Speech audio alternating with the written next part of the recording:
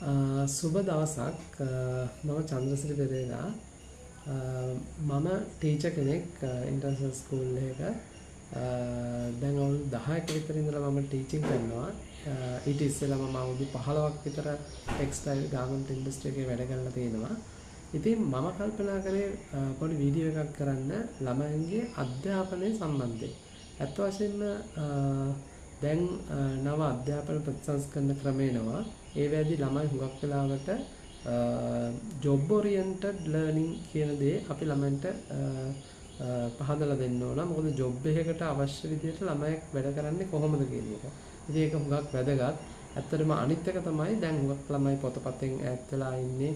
ඒක හැමෝම දන්නවා, දෙමව්පියොත් දන්නවා, ටීචර්ස්ලාත් දන්නවා. මොකද ළමයි ගොඩක් වෙලාවට ඉලෙක්ට්‍රොනික ඩිවයිසස් වලට, හෑන්ඩ් ෆෝන් වලට, ටීවී වලට, ලැප්ටොප්ස් වලට, කම්පියුටර්ස් වලට පුරුදු වෙලා තියෙනවා. ඒකෙදි ළමයි හුඟක් වෙලාවට අර ඒකේ ස්පීඩ් ස්ක්‍රීන් එකක් යන හින්දා ළමයින්ට සාමාන්‍යයෙන් මනසට ඒක බලපානවා.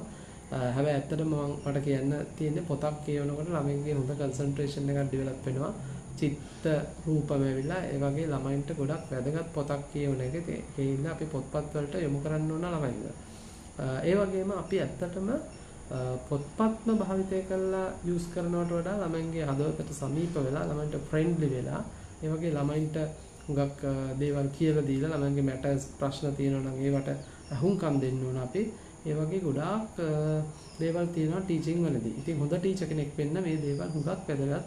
ඇත්තටම ස්ටුඩන්ට්ස් කවුන්සලින් ඒ වගේ දේවල් ගොඩාක් අද වැදගත් ක්ෂේත්‍ර වෙලා තියෙනවා අද අධ්‍යාපන වලදී.